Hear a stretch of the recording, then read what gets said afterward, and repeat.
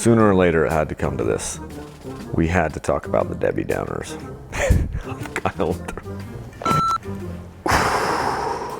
Sooner or later it had to come to this. We had to talk about the Debbie Downers. Well, see, it all started when... Hey everybody, it's Kyle with Dirt Bike Channel.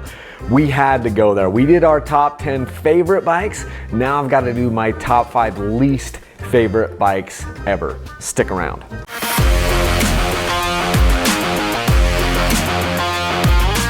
As with anything in life, if you're gonna rank the top 10, then it stands to reason that you're also gonna have a bottom 5 or a bottom 10.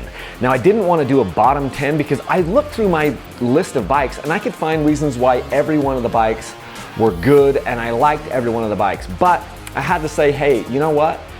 What are the 5 bikes that I had the least amount of fun on, that I liked the least? And we're gonna talk about those today.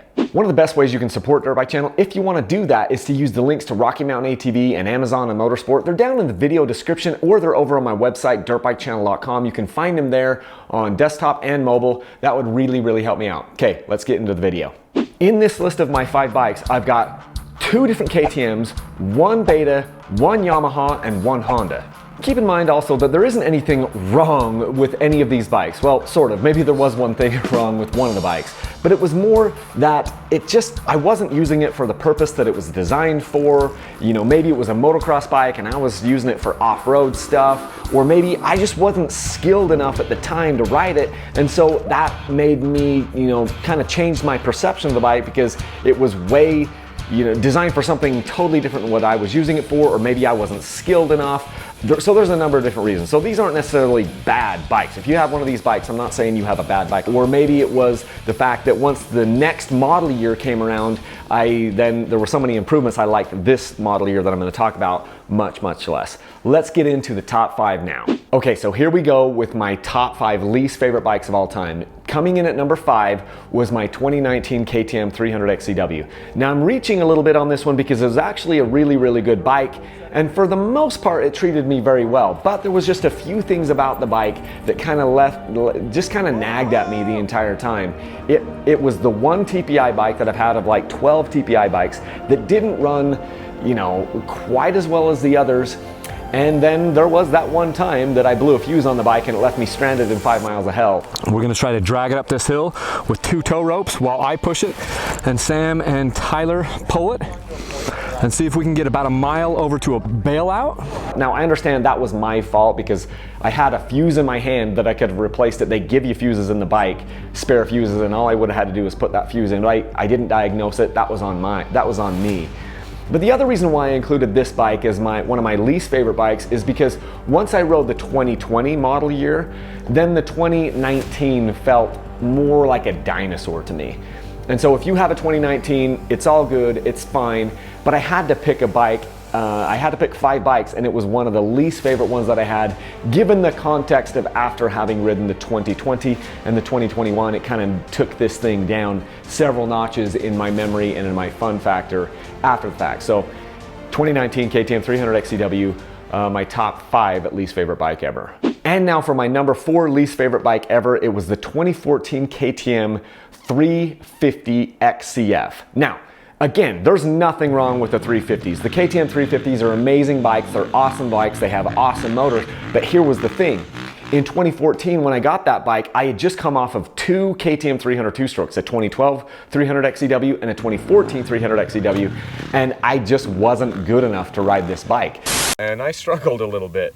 It's a lot different. It flames out a lot more easily. To be completely honest, in 10 or 15 minutes of this trail, I flamed out this 4-stroke more times than I've flamed out my 2-stroke in 3 years. That is no lie. The 350 XCF is not an easy bike to ride if you're going to do any sort of quasi-technical terrain, and I just couldn't keep the bike running because I wasn't good enough at clutch modulation.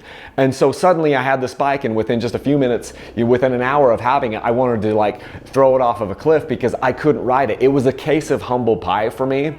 So I've got to adjust my riding style a little bit. I'm gonna have to cover the clutch a little bit more and make sure I take more throttle into some of those little gnarly sections. If you get that bike out in the desert, it's amazing. The 350s are amazing bikes, but just because of where I was in my riding in 2014, that bike was a horrible bike for me, and I didn't have nearly as much fun on it as I otherwise would have. You give me a KTM 350 now, and I'm gonna have a ton more fun on the bike because they are incredible.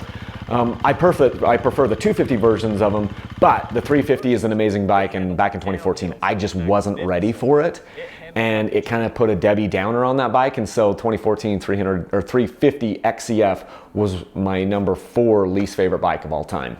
And now coming in at number 3 of my least favorite bike of all time. This one's gonna come as quite a shock because I included some betas on my favorite, but it was the 2020 Beta 300RR Race Edition. So on that bike, it was a great motor, a great frame, it had good brakes, it had a good clutch, it had all the pieces there to be amazing, and I'd just come off of a couple of betas that I absolutely loved, including a race edition in 2019. Here's the rub though, in 2020 on Beta's race edition forks, it was a KYB fork, and they totally whiffed on the valving. It literally was the worst valving I've ever had on any dirt bike, and I'm going on record on that. And don't get me started on, well, Kyle, it's a race edition and you're not racing it. Every bike I buy is a race edition. All the KTMs are race editions. This Kawasaki over here is a race edition. The Yamaha YZ250FX, that's a race edition. And in fact, in 2019, the race edition fork on the Beta 390RR race edition was probably the best valve fork I've ever had. The Sachs 48mm closed cartridge forks on this 2019 Beta 390RR are the best forks that I have used on any dirt bike as far as stock forks. And then 1 year later, they totally whiff and screw up the valving on the 2020 race editions. So that bike, and by the time we worked on it and worked on it and worked on it, I was just tired of it. And honestly, it was probably the best looking bike that I've ever had. I love the way that 2020 race edition Beta looks. Probably the best looking bike I've ever had. And once we revalved it twice, then the bike was pretty darn good. But because of the work that we had to do and everything, it just knocked it down so many notches in my favorite list, and it came in at number 3 of my all-time least favorite bikes when I total all that up. Number 2 on my all-time least favorite bikes to have was my 2003 Honda CR 250R. So this was a restoration project, and it took a long time to do. In the end, the bike looked super sharp because we did like a refresh kit on it, like a poly, like to kind of refresh it and make it look like a 2018 CR 250 or CRF 250 or 450R or whatever. And the bike looked super trick, and it sounded mean, and that was cool. The problem is we were taking a motocross bike and trying to convert it over for off-road, and it just never was that fun to ride. In the end of that project, by the numbers, it was over an $8,000 bike with just the parts that we had in it, and that didn't include any labor. If you put the labor, if you paid yourself anything for all this work, it was the most expensive bike I've ever had, and it was probably the least fun bike to ride that I've ever owned. And I know that sounds like people are gonna be so mad about that, but that's just how I'm just being honest with you. In the end, it was a lot of work. And if you wanna do a restoration project, and if you love turning wrenches, and you love that restoration side of things, then I say, hey, go for it. I just don't love that part of it. I wanna ride bikes. I'm not really that interested in riding them or restoring them at this point in my life. And so, the best money that we spent on that bike was on the suspension upgrades to change it over from motocross valving over to more of an off-road stuff, but it just was never perfect. The gearing was never right. It never really worked that well. And so it pains me to say, but that Honda CR 250R was my second least favorite bike of all time. And again, if we'd have been using it for motocross, it probably would have been awesome. But we weren't using it for motocross, and so it suffered in that way. And number 1 least favorite bike of all time, it was my very first dirt bike, and it was the 2009 Yamaha YZ450F. Now, this, I have to apologize to the Yamaha owners out there. It wasn't the bike's fault. It was all my fault. You see, I got the most powerful motocross bike as my first bike. And then, so I'm having this bike try to help me learn how to ride bikes, big mistake, and it's designed for like motocross stuff, and I'm just taking it on like some rocky trails and whatever. So I'm setting the bike up for total failure, total disaster, all my fault. And it took me within an inch of snuffing all the dirt bike passion right out of me. And so it's my least favorite bike of all time, not because it was a bad bike, because I made a bad decision to buy that bike. It was not Yamaha's fault, it was my fault.